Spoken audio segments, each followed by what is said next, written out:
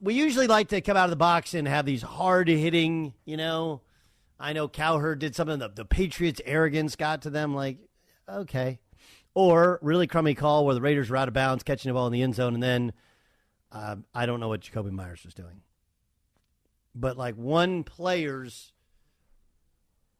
backward lateral when you didn't have to, you could have just ate the football and gone to overtime, does not a bad franchise make. It's an incredibly dumb play. There's no other way to say it. No other way to say it.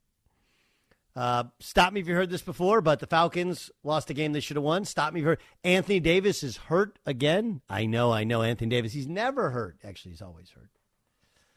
There's some talk of LeBron James. They're wasting his talent. Among the dumbest things written. Dumbest things written. A lot to get to. And you get the World Cup final. The boys are all back. We're leading up into to the holiday season, to Christmas. Second night of Hanukkah tonight. Happy Hanukkah to you boys. I know none of you three celebrate, but I do. So hope you're good. Buyer,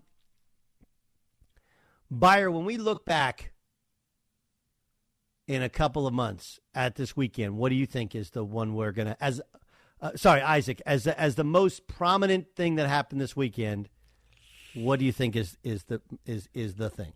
Domestically, it'll be the NFL. Internationally, it'll be the World Cup. But in the NFL, what's it going to be? Will it be the greatest comeback in NFL history in the regular season by the Vikings? There could be so many other things. Cowboys losing in overtime. I mean, every single game. Okay, so pick one. I know. It's the whole thing. Cowboys losing to the Jags, as predicted here. Yeah. Huge. Minnesota's comeback, huge. You know what? I'm going to go with the Patriots loss was incredible. I'm going to go with the Patriots-Raiders loss. That'll be talked about like the miracle at the Meadowlands back in the late 70s, early 80s between the Eagles and the Giants. Yeah. Jay Stu, as a Charger fan, what's that like in at the exact same moment? You had Mike Williams catching a ball over two guys from a dart from Justin Herbert, who didn't play great, but leading to a game-winning field goal. And the exact same moment you had the Patriots collapse. And, by the way, they're in competition for a playoff spot. That's the thing. You went into the 1 o'clock games yesterday rooting for the Raiders, which is a rare position for us, because the Patriots are in position to make the playoffs in the same seeding as the Chargers. So almost simultaneously as a Charger fan, as I'm sitting with my son who's an even bigger Charger fan, you have Dicker the kicker lining up to win a field goal for the win a game on a field goal for the Chargers that they played sloppy. And then you looking at the red zone split screen, and the Chandler Jones somehow is running into the end zone for the Raiders. Like, I don't know if it could have been a better or bigger moment for us 12 Charger fans in the world than that. So I'm definitely going to put that as the highlight of the weekend for me. But there are so many layers to that Raiders-Patriots thing we got to get into. Go ahead. Give me another layer. No, I mean just the play itself. There's so many things that are funny and interesting and choking about just the last play that we just kind of have to get into it. Here's Bill Belichick. He had an exchange with a reporter on the final play. Final play. I know it was a draw play. Was it instinctive on Ramondre, or was he given the green light to pitch it if he had an opening? We made a mistake. Play didn't work. He was asked about Mac Jones in that final play. Was there any coaching point after you had called the draw to say if the play's over, just fall down or go out of bounds? Yeah. Well, obviously that would have been better, the result. Was that said? Yeah, look, we've talked about situational football. We talk about it every week. But we've got to do a better job playing situational football and not making critical mistakes in the game. The final play, situationally, how do you weigh what was called as opposed to taking a shot at the end zone? Taking a shot at the end zone? Yeah, like a Hail Mary, 55 yards away, getting it as deep as you could. Yeah, couldn't throw it that far. He can't throw it that far. No.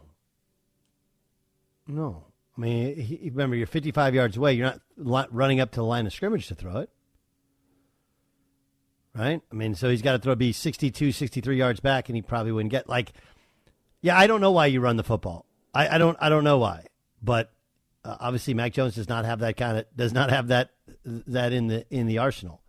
And maybe you think if he tries to, steroid jerk it and and throw it that far that ends up tweaking his shoulder. I don't know. Yes, Ramos.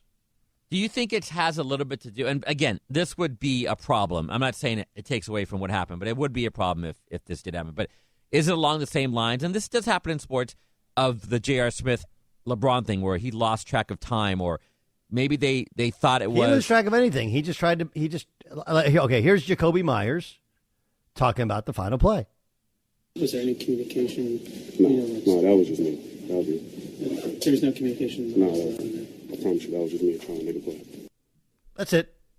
Like, we all overthink it. That's it. I mean, so, Jason, to go back to your point, you're 55 yards away from the line at the line of scrimmage. Remember, you have to both throw the ball into the end zone, so that's 57, 58. Plus, you're like 5 yards back at the line of scrimmage, right? So now you're talking about 62, 63 in the air to throw it up there. And I would guess that Belichick's thing is like, look, normally it just gets knocked down, but if we watch the kick six, that is an example, you have a bunch of offensive linemen that can't tackle. I mean, like, look at that, where there was obviously was if Chandler Jones got the ball. Here's the crazy thing about Chandler Jones. Shouldn't he have been pursuing the football?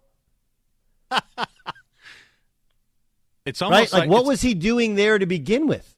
It's almost like he was there to prevent exactly what happened. So his instincts were wrong, but so perfectly right. Or he was being lazy and letting somebody else do it, and then the ball just came to him. I mean, the whole Jacoby Myers thing was, it was almost like as soon as he was lateraled the ball. It was like, that's what we're doing now. We're lateraling. That play that we practice every week, we're doing that now. The problem is, are you going to throw it 30 yards behind you to the slowest player on the field? I thought the whole lateral game was getting into fast players' hands. Maybe he thought, Mac can now throw it into the end zone. I'll throw it back to him. There's so many things wrong with that decision. But and also, I watched the play too. Doesn't Jones might want to? I mean, he got pushed to the ground like a doll. I mean, he didn't even could he have tackled him by his feet or tripped him up? He literally got pushed into the ground and just kind of fell back like he had he's a football player, right? He can't tackle the guy or grab his feet. I mean, we see kickers and punters all the time at least try to take somebody out. This guy just literally fell on his back. Do you know how big Chandler Jones is? I know he's a big guy, Doug, but no, how big is Chandler Jones? 6'5". How many pounds? 290? 260. Okay. But, I mean, your feet. You ever see guys get tackled on their feet and they fall down? Oh, yeah, totally could have tripped him, okay. I guess. But that's it would all have been a penalty. Well, no, I'm not saying trip him. I'm saying just, put it, try to grab his tried. feet. He's a quarterback. Doug, he got pushed down into the ground like a doll. He literally got watch the play. The guy pushed him. I watched the play. That's what it would look like if any quarterback tried to tackle him in the NFL. Yes. Yes.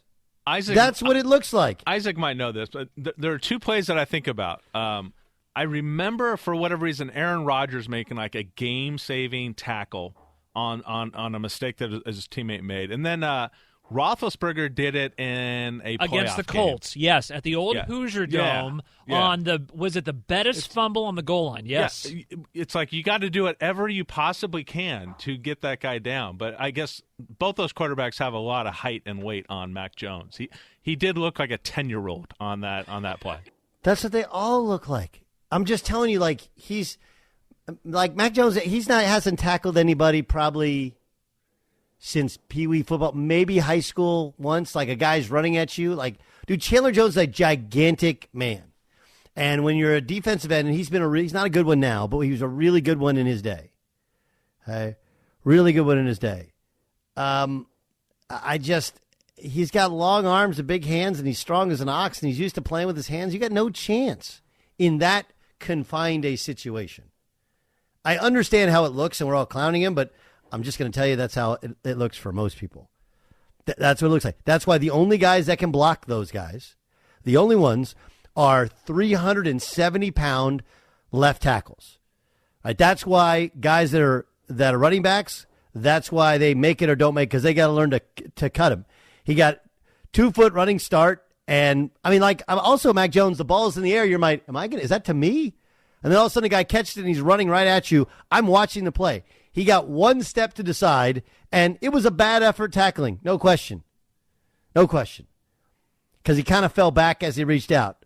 But part of that is Chandler Jones is, 6'5", 290 pounds, and he had a great stiff arm and just ran over him. That's what it looks like when a 6'5" guy comes on a non-athlete. He probably also didn't think a ball was going to be chucked back his way. No! He probably was just standing there going, oh, here comes a ball at me. What's this? I got a direct message from somebody who's like, we must be looking at different things. Where he's sending me it's inbounds, and I'm looking at the same picture, and there's white dust on his toe. It looks like he was out of bounds on the touchdown reception. I mean, you live long enough, you've seen it all, and that's basically what that deal is this weekend. I've now officially seen it all, that play happened. This is insanity, by the way. Matt sends me that photo from North Carolina. He is not in bounds. Based upon that photo you sent me, I don't believe. Anyway, here's Chandler Jones, by the way, talk about his role in the final play. We were in in a desperado situation where we know that there was zero time left in the clock. I think I saw Jacoby kind of spotting up to throw it back. I was just trying to look for the nearest guy, and Matt Jones was right there. And I kind of just went up there and got it and broke a tackle and scored. When I caught it, at first I was thinking, who's around me? And I felt myself stumble a little bit after the stiff arm. And then I was thinking, who do I pitch it to? Because I was just trying to, keep the ball alive. And so when I stayed up, I just turned the Jets on, and the rest was history. Crazy play. That is an all-time crazy play. It has to be, right? I mean, you got to put Jacoby Myers up there with Leon Wett. Yes. And I don't think that Chandler Jones even realized that he had run over Mac Jones because he just said, oh, I stumbled a little bit. A little bit after the stiff arm. No, that was like a speed bump. It was like a speed bump. It was a human being. He was a human speed bump. That's what it was. I'm just going to tell you, that's probably what it looks like for all of us trying to tackle Chandler Jones.